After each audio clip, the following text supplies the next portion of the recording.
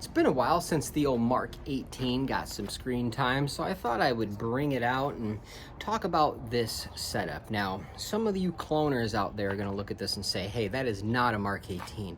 Well, when I bought this upper, it said it was a Daniel Defense Mark 18 upper, so you need to take that up with them. But although the Mark 18 is an awesome build, this is more of a Mark 18 inspired build. All right, I'm not going to say this is a clone build, but it is a Mark 18. So I'm going to go ahead, start from the front, and you can see here I have a Dead Air Sandman K on here. Not the quietest suppressors, but it works well when you're trying to tone it down. And if you had to use a 10.3 inch barreled firearm for self-defense purposes, you're going to want something to tame that noise, and the Sandman K just takes enough edge to make it bearable. And underneath that Sandman K, I have the Ford Controls Chemo muzzle device. You can see this one is very well loved, or at least well used. And this is just a very aesthetic chemo device if you're doing any type of clone-inspired build or setup or whatever you want to call it. As we go back, well, let's start with the electronics up here. I have the Cloud Defensive Rain Micro. This is the Gen 1. And if you're wondering why it's a bunch of different colors, that's because this is one of their moonshine lights. Basically, they ran a special every once in a while, and they would have these moonshines available. And basically, it was just a random assortment of parts that they put together to make a light. And I thought it was really cool, really unique, and I threw it on this build since this build's kind of a random assortment of parts. So this is probably my go-to night vision build. So I do this Steiner lives on here. This is the Steiner D-Ball 9007, which has a IR laser and an IR illuminator. So everything you need, nothing you don't. It's civilian spec.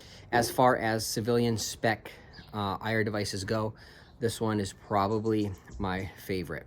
And I just have it mounted directly onto the top rail there, and I use the activation switch on top to activate the laser, and that works really well for me. Underneath here, I have one of the Rail Scales LDAG, laser designated aiming grip. I forget exactly what that stands for, but it's a nice little grip, vertical grip there, and puts my hand in a perfect position so I can hit that switch every time I need to. Back here, you got the pressure pad for the Cloud Defensive light. So I just come back a little bit with my thumb, and I'm able to hit that momentary, and then I got a constant on switch in the rear. I keep the bezel on this light loosened up because there is a sympathetic drain on these lights if you have the battery sitting in there. So that's why it's not lighting up right now. But the rail is, of course, the Daniel Defense Mark 18 rail. And then I got a Daniel Defense QD up front for my sling. Bring it back here. Got a rear sight. This is going to make a lot of people angry because I don't have a front sight. And the reason I have this rear sight, which is a nice KAC 600 meter rear sight, but prior to running night vision, I did have a front sight on here, and I would run that as a backup sight in conjunction with the front sight.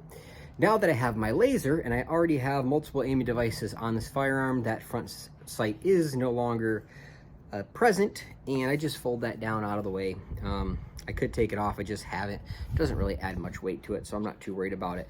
The other question some of y'all are going to say, especially on YouTube, is why is it backwards? It's just backwards because it fits better that way, and it doesn't change how it works. It doesn't change how it functions.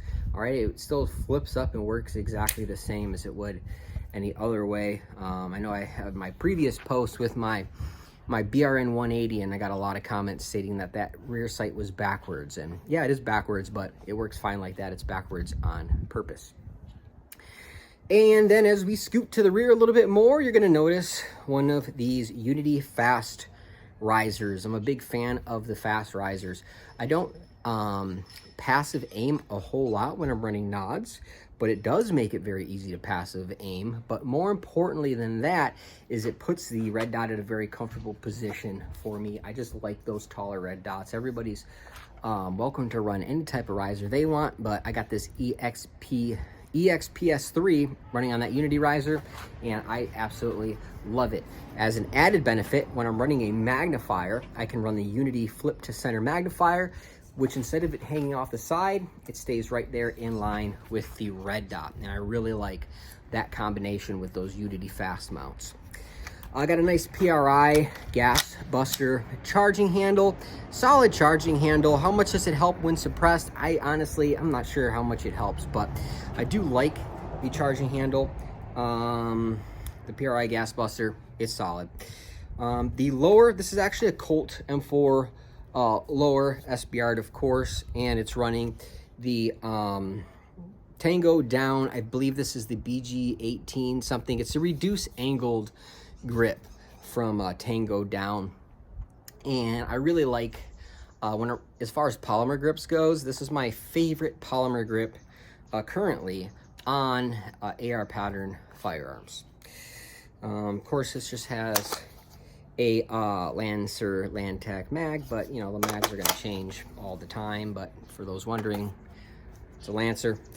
And then finally back here in the rear, I am running just a Magpul CTR, tried and true. I love Magpul CTR stocks. If I want an adjustable M4 style stock, this is typically my go-to. So overall, that's it. That's the Mark 18 Mod 1, if you wanted to get close to what the clone designation would be. Although again, not a clone rifle, I'm not calling it a clone rifle, but it is clone GWOT inspired, and I love this setup. Now, one thing I want to talk about is what we got running on the inside here, because as many of you may or may not know, Mark 18 rifles are typically overgassed, and I was gonna pop this off, but then I just remembered that the upper and lower is a really tight fit on here, so I can't really pop the upper off without some tools, but I can explain to you what I got going on the inside to make it run reliably with the suppressor. So for my buffer, I am running an H2 buffer, and I'm running a Sprinco blue buffer spring.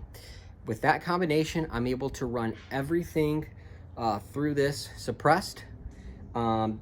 Unsuppressed, the only thing it won't cycle with that combination is steel cased 223, which there's not a whole lot of steel case 223 floating around anymore, so I'm not too worried about it. It does run it suppressed, no problem. I'm really happy with this setup here. I run this often when I'm shooting with night vision, and it works really well. It's very reliable, and it looks awesome. And looking awesome is half the battle, which does sound like a joke, but realistically, if you're like me and you have a bunch of firearms, a bunch of different firearms, and you need to decide what you want to take out to the range, and you take a look at them, what looks the coolest at the time kind of inspires you to take that out. So the cooler it looks, probably the more often you're going to shoot it. This one certainly, for me, looks pretty cool. So let me know what you think about that Mark 18 setup down in the comments below. And thanks for watching.